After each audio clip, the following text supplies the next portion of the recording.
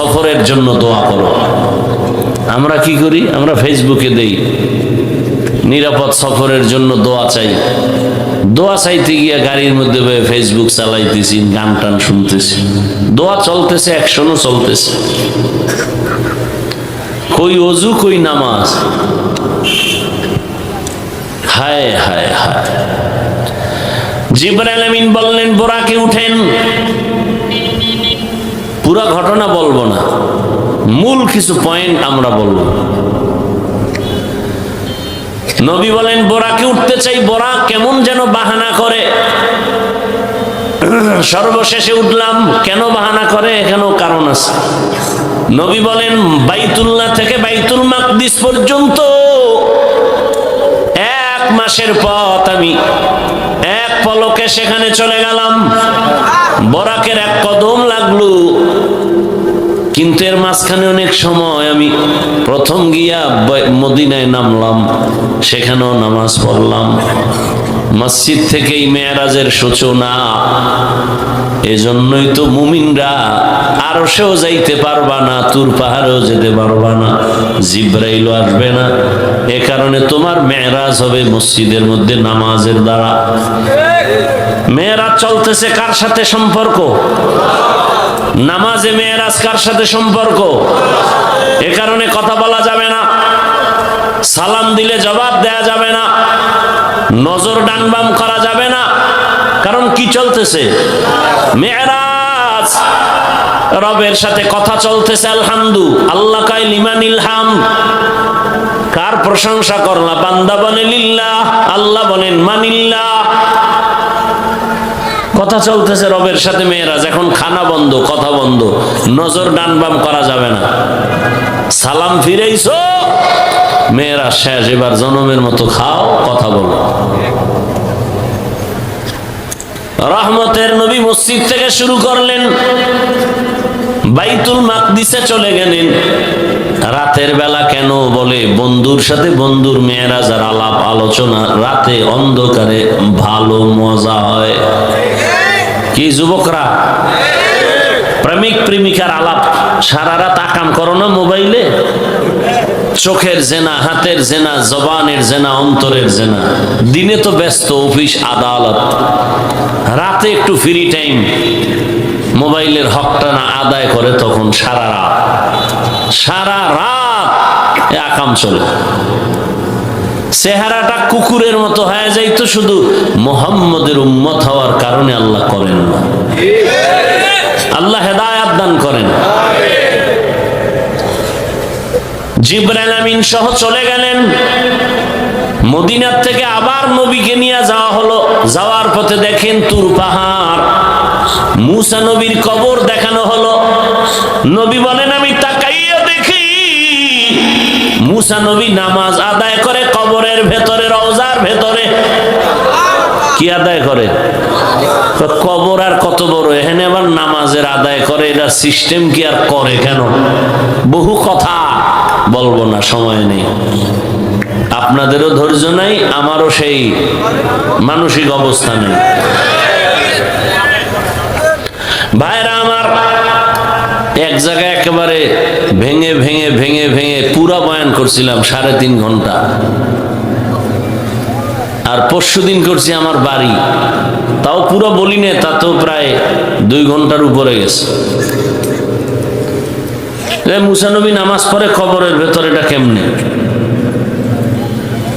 এখানে বহু প্রশ্নের জবাব। যারা বলে নবীরা কবরে জিন্দা না, সব ভণ্ড। قال النبي صلى الله عليه وآله وسلم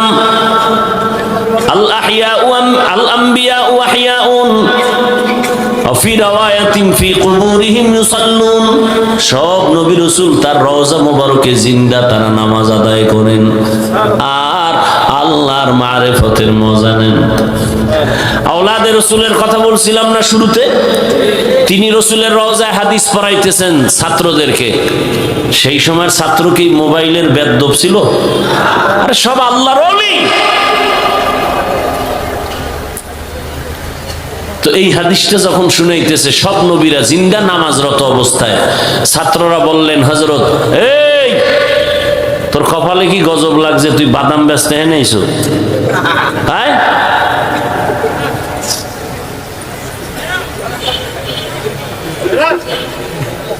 এটা খাওয়ার প্যান্ডেল। আহা, এই বলনেওয়ালাও থাকবে না, আমি মরে গেলে আর কে বলবে? এরকম বলনেওয়ালার সংখ্যা কম, মরে গেলে আস্তে আস্তে এরা থাকবে না, তারে নারে বন্ধু রেখে সব চলবে। দিন যত আসবে তত তাকওয়ার মান কমতে থাকবে, ঈমান দুর্বল হতে থাকবে। এই যে আমি মোবাইল নিয়ে যেই পরিমাণ সাইজ করতেছি, সবাই করে। জাতি কি কয়, হুজুর বাদ দাও, মোবাইল বাদ দেওয়া যাবে না। এদেশে বক্তার অভাব নাকি? আবার ওই মার্কেট করছে, মার্কেট ওয়াজ উপলক্ষে সিনেমা হল। এটা বেহেশতের বাগান, ওটা জাহান্নামের বাজার। ওখানে মেয়ে ছেলে ঘোরে না, কথা হয় না, মেলা মেলা, বেলুন কিনে, প্লাস্টিকের মাছ কিনে। ওখানে যত কবিরা গুনাহ হইতেছে, এর দায় নিবে কে? আমি বক্তা। তো ওয়াজ উপলক্ষে আকাম কেন ওখানে?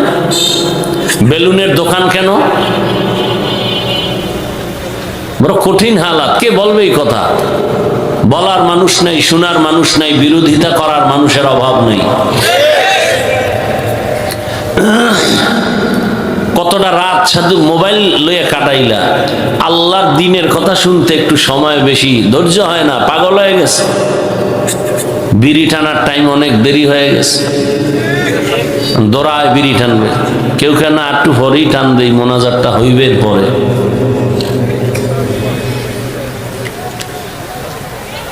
দুনিয়াতে যদি কোনো ফাও আকাম থাকে, এটা হলো বিড়ি টানা।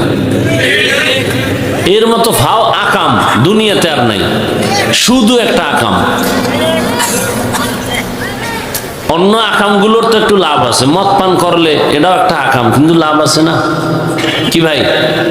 আল্লাহ কোরআনে বলে মদ পান করলে কিছু লাভ আছে। আল্লাহ কয়, তুমি না কইলে হবে কি?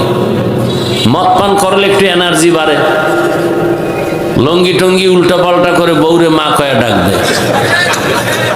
নাকি এই দেশে আপনাদের মদ পান করে কেউ জিকির করে? হ্যাঁ, বলে গোটা দেশের মালিক এখন আমি। কি এর ইনুস মিনুস, এটির বেইল আছেন। বউ খায়, ঘরে চাল নাই, খেতে বোতলের দোষ, আমার কি? কিন্তু বিড়ি টানে কোন ফায়দা? আমারে খোদার কসম, আমি বিড়ি টানবো যদি একটা লাভের কথা বলতে পারো।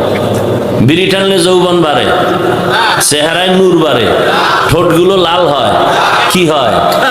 তো ওদের কলিজা তো আরো 10 গুণ কালো। ও বেহায়া বাবারা, এ বিড়িখোর বেলাজা বাবারা, কি লাভ বলো? কুয়াশার মধ্যে কিচ্ছু দেখা যায় না, মানুষ না খাজুর গাছ, কিন্তু ওই আগুন দেখা যায় ওর বেইমানের থতমায়, ধুম টানতেছে।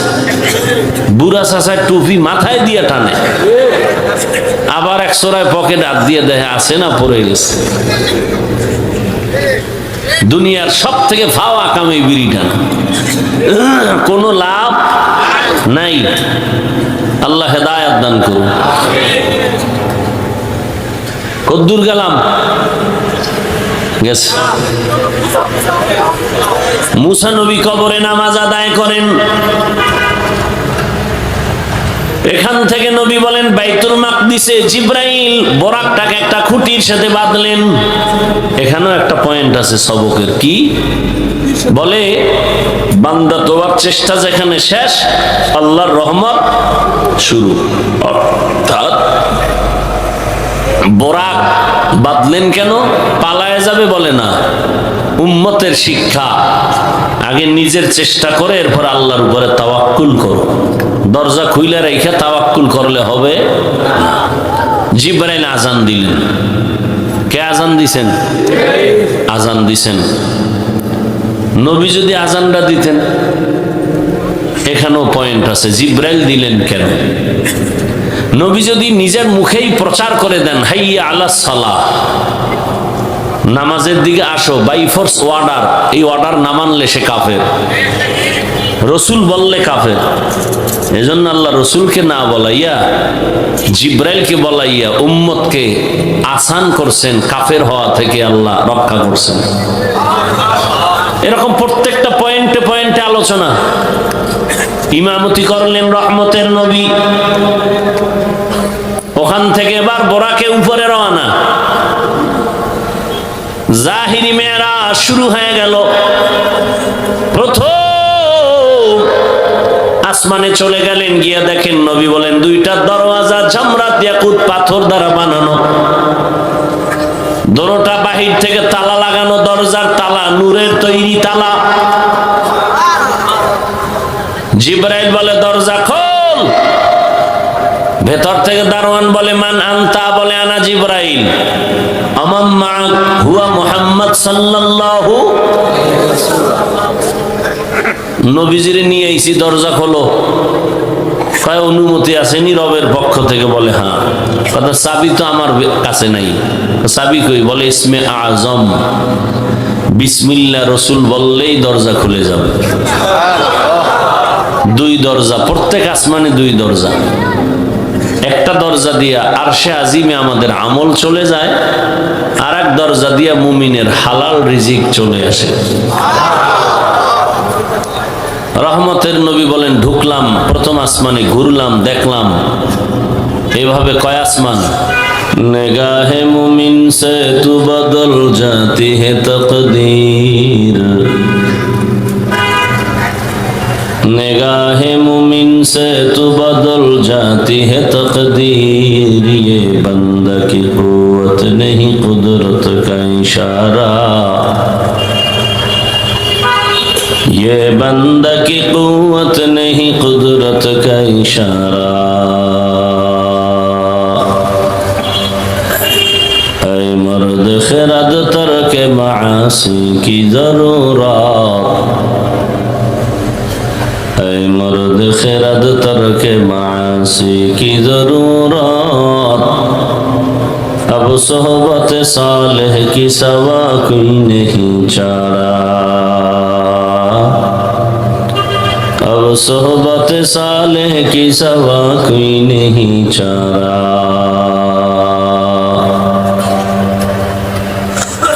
मरदूद है पीछे हमें खबर नहीं लेकिन, मरदूद है पीछे हमें खबर नहीं लेकिन, एक वक्त में हालाक जो अमाल है सारा, एक वक्त में हालाक जो अमाल है सारा। রথখোলা তাফসীর মাহফিল কমিটির উদ্যোগে আয়োজিত আজকের এই তাফসীরুল কোরআন মাহফিল 20 জানুয়ারি 2026 মহতি এ মাহফিলে উপস্থিত মোহতারাম সম্মানিত সভাপতি আলহাজ মাওলানা কাউসার আহমদ হাবিবি, প্রধান অতিথি জনাব মোহাম্মদ মনজুরুল করিম রনি সহ অন্যান্য অতিথিবৃন্দ, হাজারাত উলামায়ে কেরাম, এলাকার বিভিন্ন স্থান থেকে আগত আল্লাহ পাকের আশিকিন, জাকিরিন, শাকিরিন, মুহিব্বিন, মুরব্বিয়ান এজাম, কলিজার টুকরা, আমার সমবয়সী যুবক বন্ধুগণ, স্নেহের ছোট ভাই, পর্দার আড়ালে মা বোনেরা। সাউন্ডটা মোটা হয় কেন? রিভাবটা একটু বাড়াও হালকা। আল্লাহ পাকের দরবারে শুকর যে আল্লাহ আমাদেরকে সুস্থ রেখেছেন, আলহামদুলিল্লাহ। জীবনের এক অমূল্য সম্পদ আমাদের সুস্থতা। টাকা পয়সা, বাড়ি গাড়ি, ভাই কয়েল জ্বালানো থাকলে নিভাইয়া দেন আল্লাহর ওয়াস্তে।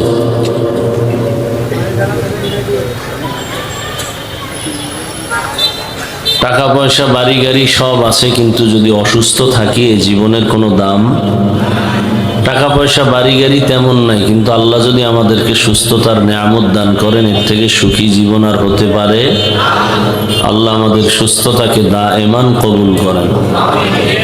এখনো যারা ঘরে বিছানায় হসপিটালে অসুস্থ, আল্লাহ তাদেরকেও সুস্থতার নেয়ামত দান করেন। উলামায়ে হযরত আলোচনা করেছেন, আপনারা ধৈর্যের সাথে কোরআন সুন্নাহ ভিত্তিক আলোচনা শুনছেন।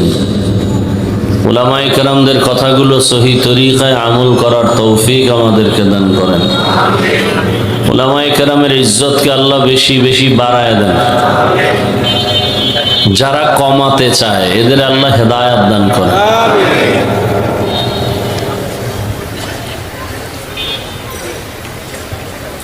প্রত্যেকটা মুমিনের উচিত, আমি কথা বলার আগে চিন্তা করতে হবে, বিশেষ করে উলামায়ে কেরামের ব্যাপারে, যে আমার এই কথাটার দ্বারা আলেমের মান কি কমবে না বাড়বে, এটা ভেবে কথা বলা উচিত।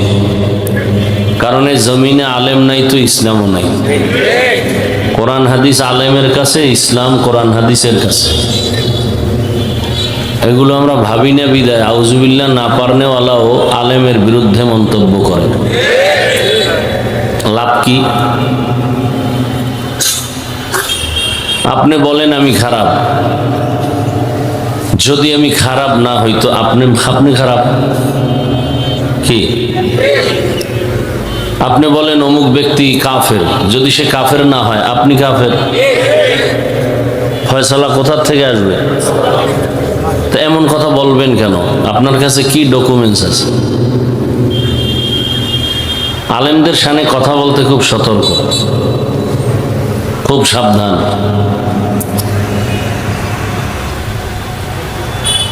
তাদের ব্যাপারে আল্লাহর ফয়সালার অপেক্ষা থাকাই ভালো।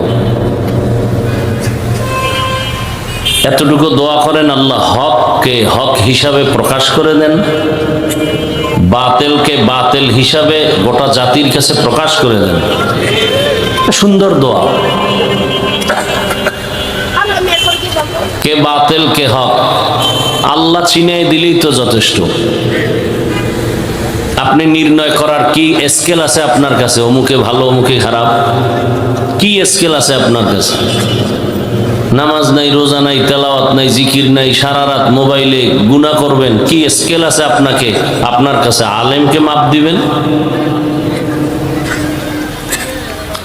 আলেমের বিপক্ষে কথা বলার মানেই হলো ইসলামকে ছোট করা।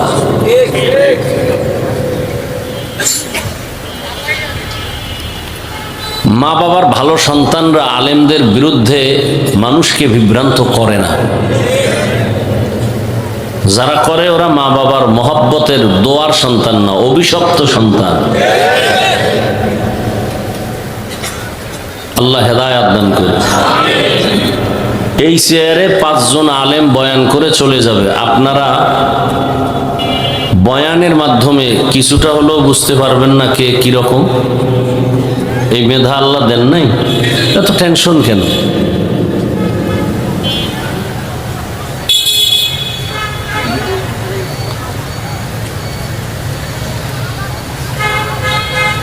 বৃহত্তর বিষয়টা দেখলে ছোটখাটো বিষয়টা এড়ায় যাওয়া উচিত।